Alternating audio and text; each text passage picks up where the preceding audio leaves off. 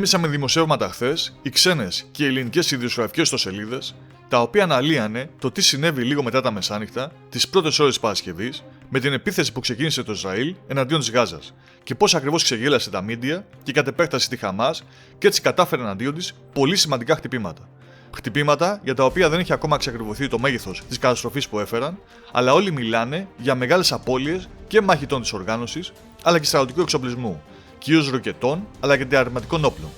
Πιο συγκεκριμένα λοιπόν, όλα ξεκίνησαν από ένα tweet στον επίσημο λογαριασμό των Ισραηλινών Ενόπλων Δυνάμεων, το οποίο, όπως είχαμε αναφέρει, έγραφε τα εξής: οι Ισραηλινές αεροπορικές δυνάμεις και στρατεύματα ξηράς επιτίθονται αυτή τη στιγμή στη λωρίδα της Γάζας. Αυτό, σύμφωνα με τα μέσα ενημέρωσης, όπως οι ιστοσελίδες israelnationalnews.com και η βρετανική Mirror, αποτέλεσε το δόλωμα, θα το ονομάζαμε, στο οποίο τσίμπησαν τα ξένα μέσα ενημέρωσης, αλλά και σχεδόν όλες οι ιστοσελίδες που ασχολούνται με την ειδησιογραφία και τα γεωπολιτικά, και το μετέφρασαν ως την έναρξη των χερσαίων επιχειρήσεων εντός της Γάζας, μιλώντας για εισβολή κτλ.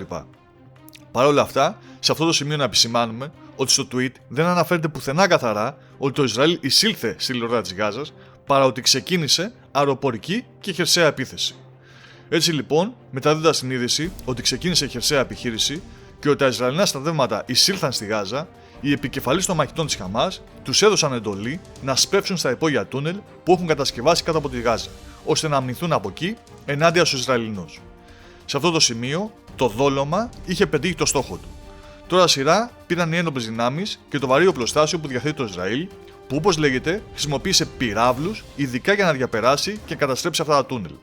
Σύμφωνα λοιπόν με την Israel National News, οι Ισραηλινές δυνάμεις, χρησιμοποιώντας 160 μαχητικά αεροσκάφη αλλά και το πυροβολικό, έριξε 450 βόμβες, οι οποίες περιείχαν 80 τόνους εκρηκτικών υλών, χτυπώντας 150 στόχους μέσα σε 35 λεπτά και καταστρέφοντας ένα μεγάλο μέρος αυτών των τούνελ, όπου, όπως προαναφέραμε, είχαν σπεύσει οι μαχητές Χαμάς. Η Mirror μάλιστα προσθέτει ότι χρησιμοποιήθηκαν ακόμα και Ισραηλινά πλοία. Το αποτέλεσμα φυσικά ήταν να εξολοθρευτούν πάρα πολλοί μαχητές και να καταστραφούν πάρα πολλά χιλιόμετρα το τούνελ. Κάτι που, όπως αναφέρει η Israel National News, δεν είναι ακόμα ξεκάθαρο. Δεν είναι ξεκάθαρο το μέγεθος των απολειών από αυτό το συντριπτικό χτύπημα του Ισραήλ, που χρησιμοποιώντας τη δύναμη των social media οδήγησε τους μαχητές Χαμάς εκεί που ήθελε, στα σημεία που είχε από πριν στοχοποιήσει και που τώρα βρίσκονται θαμμένοι.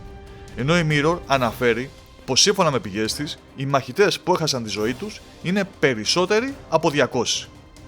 Αυτή λοιπόν είναι και η τέχνη της παραπλάνησης και φυσικά της δύναμης της σύγχρονης εποχής, που λέγεται social media.